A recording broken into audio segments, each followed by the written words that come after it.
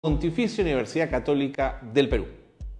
Me acompaña Rafael Chanján, coordinador del proyecto. Rafael, un gusto verte de nuevo. ¿Cómo estás? Un gusto nuevamente, Carlos.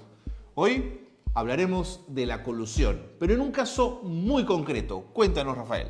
Efectivamente, vamos a hablar del delito de colusión, un delito muy importante, el segundo más cometido en casos de corrupción en el Perú, ejemplificado en un caso puntual que es el del exalcalde del Callao, Alex Curi, y el caso Convial, en donde el Estado se vio perjudicado con cerca de 33 millones de dólares. De acuerdo.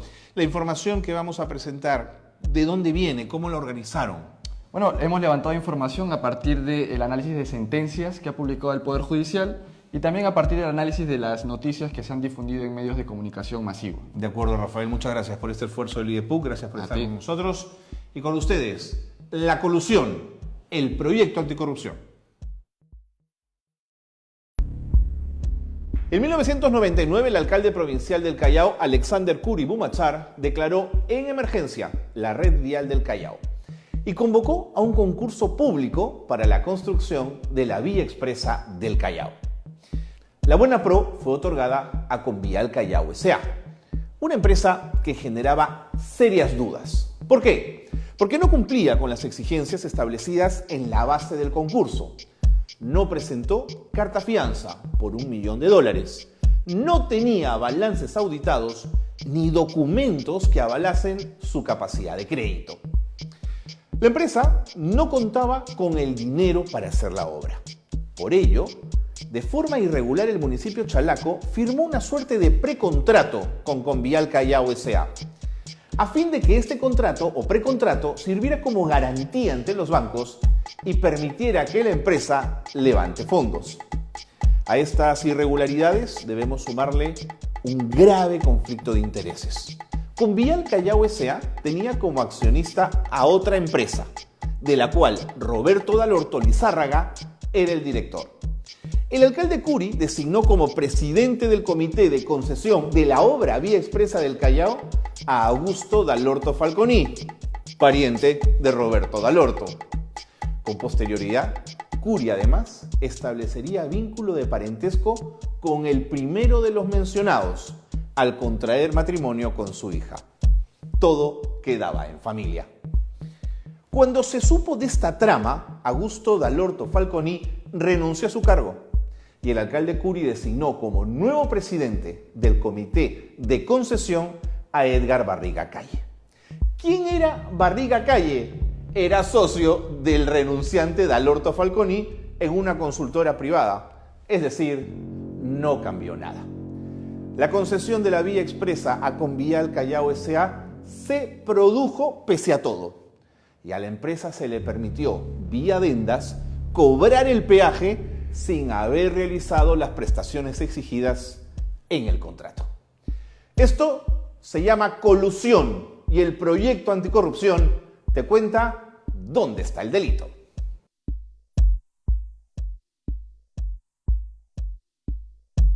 La incidencia del delito de colusión en el Perú es sumamente alta.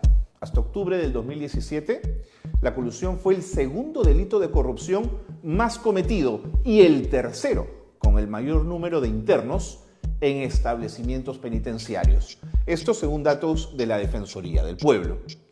El autor de este delito es el funcionario público con capacidad para incidir sobre un proceso de contratación. Pero también puede ser sancionado como cómplice el particular que participa del acuerdo colusorio. El funcionario que calza con este tipo penal no necesariamente debe tener las facultades para suscribir el contrato o pertenecer al comité de selección. Lo que se juzga aquí es la capacidad para incidir en el procedimiento administrativo que se ha puesto en marcha. En el caso de la vía expresa del Callao, Curi tenía capacidad de incidir en la contratación, pues en su condición de máxima autoridad administrativa designaba a los funcionarios encargados de dichos procesos. Ahora, para que haya colusión es necesario que exista un acuerdo, algo que se llama el acuerdo colusorio entre el funcionario público y el particular interesado dirigido a defraudar al Estado. En la mayoría de estos casos no se encuentra una prueba directa de la concertación. La imputación se construye a partir de una serie de indicios que en su conjunto generen la convicción de que existió un acuerdo dirigido a defraudar al Estado. En el caso de Curi se tomó en cuenta las declaraciones de regidores del municipio, de representantes de Convial y de funcionarios de la Contraloría. Además, se valoraron pruebas instrumentales, como los acuerdos o las resoluciones de alcaldía y los documentos relacionados con el contrato.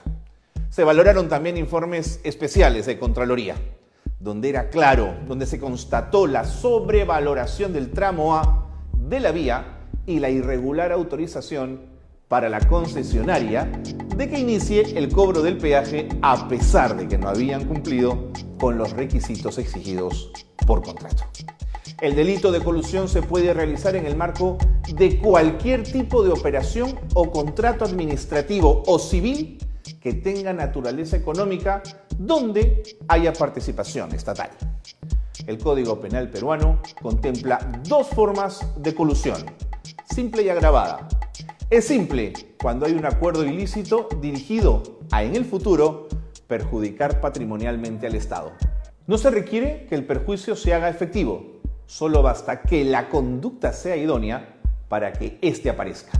La pena es no menor de 3 ni mayor de 6 años. La colusión, en cambio, es agravada cuando el acuerdo colusorio defrauda efectivamente al Estado.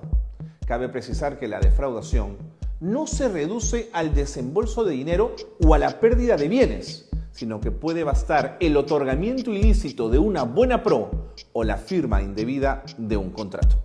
En el caso de Curi, el Estado perdió más de 32 millones de dólares. En este supuesto agravado, la pena es no menor de 6 ni mayor de 15 años. Al ex Curi lo condenaron a 5 años de cárcel efectiva. En ese entonces la mínima por colusión agravada era tan solo de 3 años. Hasta aquí, una edición más de Proyecto Anticorrupción, un microprograma del Instituto de Democracia y Derechos Humanos de la Pontificia Universidad Católica del Perú. Nuestra próxima edición, el delito de peculado y la CTS a Montesinos por 15 millones de dólares. Los esperamos.